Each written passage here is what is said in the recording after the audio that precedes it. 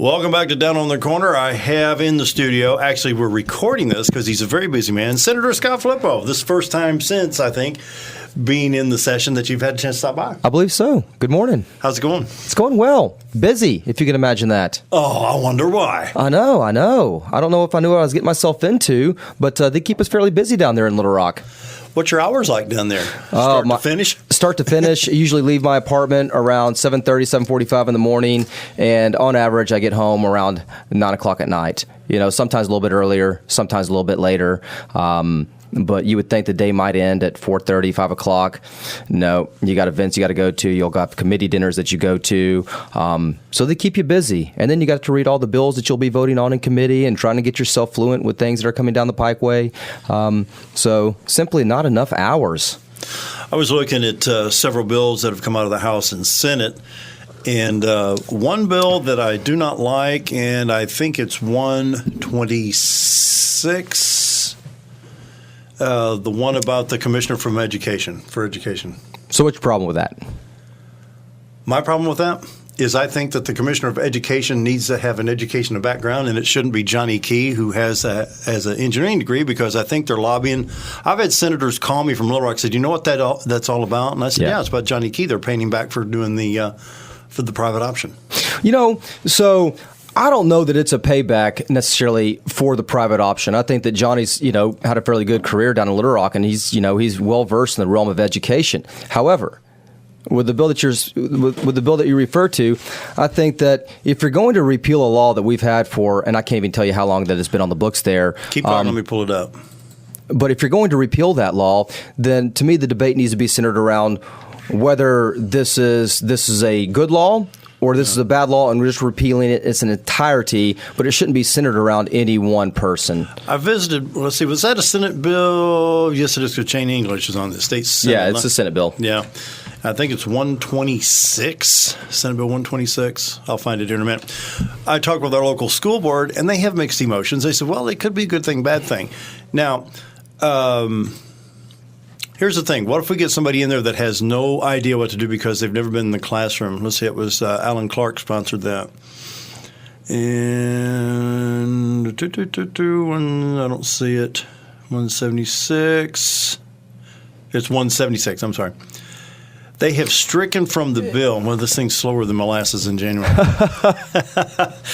Okay, they've taken out master's degree, put in bachelor's degree, have had 10 years, and they've added direct or indirect experience, and then stricken as a teacher, 5 of which must be administrative or supervisory nature, and then added in the field of education, including without limitation as a teacher, administrator, policy maker, and then stricken hold a valid state teacher's license. I don't like that at all. I think that the commissioner of education needs to have been in the classroom, possibly in the principal's office, possibly as a superintendent. That's just my opinion. It's kind of like, and I describe it like this, Scott. I go to my doctor. Well, I'm a plumber. Sure. But I might be able to help you. Yeah. What do you think? No, and that's a valid argument, and that's a legitimate point that you're making there, Dale. And now let me clarify. Johnny Key would probably do an outstanding job. Sure. But I disagree with how this has transpired, because I've had people come and call me and say, you know what this is all about. And so to revert back to what I said just a few minutes ago, which is if we're going to look to, do away with this law or to tweak this law, then in my opinion, then the debate should be centered around not an individual, but it should be centered around whether this law is a good law or it's a bad law. Mm-hmm. And let's have that conversation and let's have that discussion. Right. But if the perception is that we're doing it for an individual, then I understand greatly the concerns that are there, because now we've got away from the merit of whether this is a good or a bad law. We're just trying to, do away with it just for an individual. Mm-hmm. And if you go through and you try to, operate like that and do away with things just for individuals and not collectively as a whole, I think you run into a slippery slope there. Mm-hmm. So what bills are near and dear to your heart right now? Working on the biggest thing near and dear to my heart right now is still looking at ways that we can minimize our Medicaid expansion. Yeah. What do you think about the task force and how the private option has transpired? I tell you what, I'm cautiously optimistic about the task force. I think for me personally, I'm hesitant and skeptical about what kind of changes this task force is going to be able to come up with. If we're still going to be providing, health care and paying for health care for able-bodied working-aged adults, even if we're revolutionizing our healthcare delivery program, and to say that there certainly needs to be some reforms in Medicaid and Medicare. And I could speak more fluently with regards to Medicaid. But let's start with our traditional Medicaid population. Let's start with the elderly, the disabled, children. No, that's a good point. And let's start those reforms there. Let's see how these things play out and how they play out in reality. And if there are huge savings to be made, if we can sustain that, then I'd be willing to entertain the thought of looking at other areas. But right now, I just fundamentally have a problem with paying for health care for able-bodied working-aged adults. And, there's a lot of people out there that are in true need, and we need to make sure that we're protecting Medicaid for them. And I feel that we're going to end up well over 250,000 people that we're going to be paying for here in Arkansas. We're at 231,000 right now. Right around there. Yeah, right around there. Okay, the task force. I've seen a list of potential people for the task force, and every one are pro-private option from days gone by back in the last session of 13, 14, and all that mess. Why is it not a 50-50 split between those that were dead set against it and those that were dead set for it? Like you take the Johnny Keys and John Burris that were for it, and you and John Cooper ran against it, but I'm still questioning where he's at by going ahead with what he did. So. Is this still the juggling everything? I think, Dale, that's a concern that are shared by a great many folks across our state right now, which is if the only people that are going to be on this task force are going to be private option supporters, they're skeptical on what kind of reforms they're going to be able to come up with. I can't tell you the names that are on that task force. I'm fairly sure that my name is not on that list. But either way, one thing in the short time that I've been in Little Rock that I've noticed is that a lot of times you've got people with really good intent. And I would say there's some private option supporters out there that really believe that this was going to be an effective way to revolutionize the way that Arkansas provided health care. Right. And it was going to come at a huge cost savings. But the system, the bureaucracy of government, sometimes can take even the best intentioned people. And what your ideas and your intent is sitting in an office in Little Rock doesn't always parlay out well into reality. And so I think that's one of my underlying concerns there is not going to be that all these people are looking to just throw Arkansas to the wolves and just, have us assume this massive financial obligation. I think there's going to be people that actually believe that they're going to be able to do this. Well, it's kind of like Obamacare as a whole. Whether you like it or not, private option is a spinoff of Obamacare. Okay. It's a good idea, but the implementation's screwed up. The implementation is messed up. And also, Dale, if you look at it, which is if we continue along with the private option, and we're going to do that through the end of 2016, and we're going to look at, changing the way that we deliver healthcare services. So we're going to shift from insurance and focus on the delivery of healthcare. Now, we're going to have more people that are going to be dependent upon government, government-run healthcare and taxpayer-funded healthcare.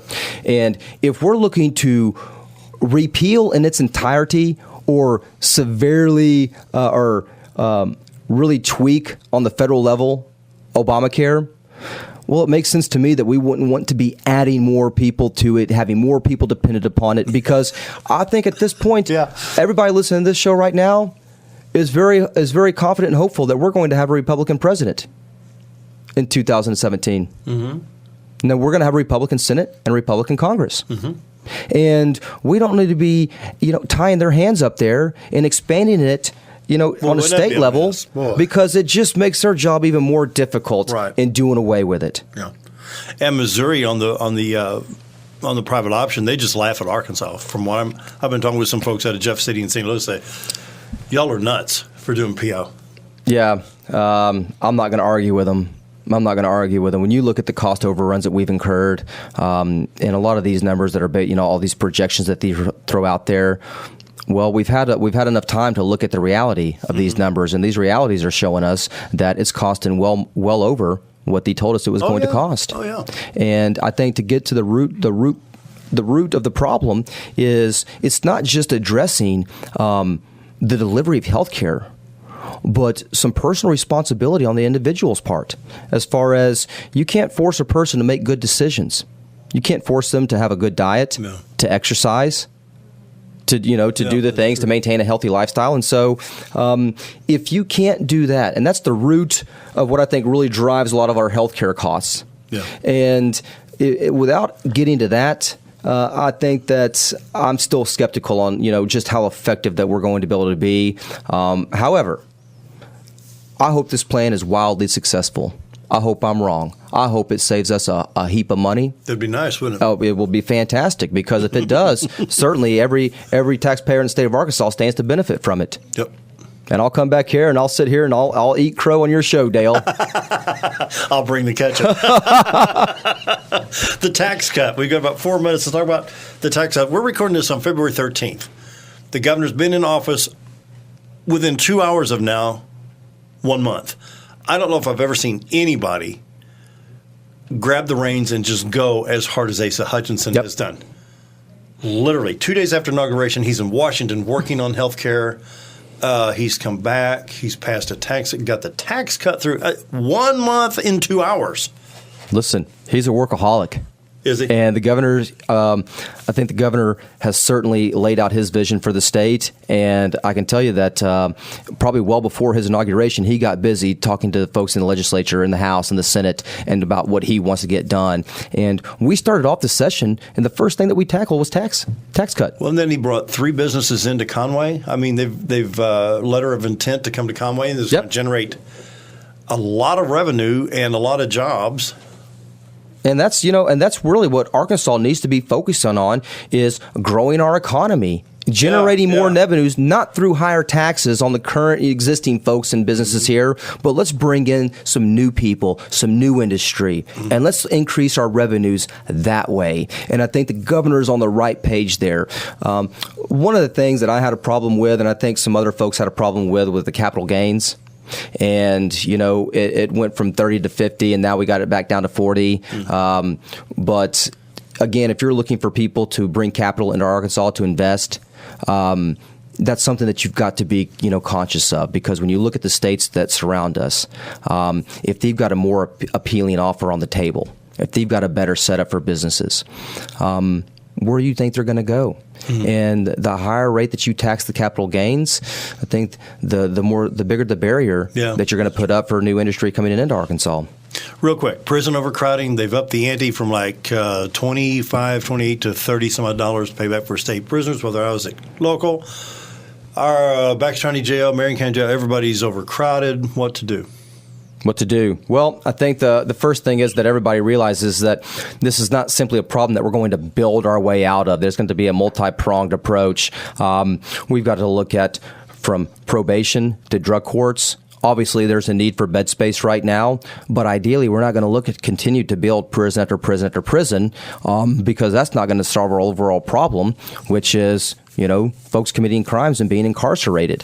I sat in on a discussion this week with some legislators from Texas that were visiting about some reforms that they had implemented in Texas and had been somewhat successful with. And so I think one of our part in the legislature is to look at some of the other states in our country, look at what they've been doing with the prison reforms, what's been successful, what hasn't been successful, and let's not try to reinvent the wheel here.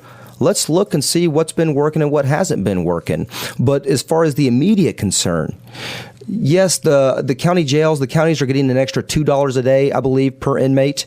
And so that's gone from 28 to 30, I believe. 30, yeah. And but that's still, just a drop in the bucket. It helps, but it's still $15 exactly. a day. Exactly. It's certainly not enough. And we've also got to do a better job at getting these counties reimbursed in a timely manner. Yeah. When you're sitting there and holding an IOU, it doesn't do you that much good. Because, you've got bills that have to be paid, people that have to be paid, folks that have to be taken care of. And as far as I can tell, an IOU just not going to do that.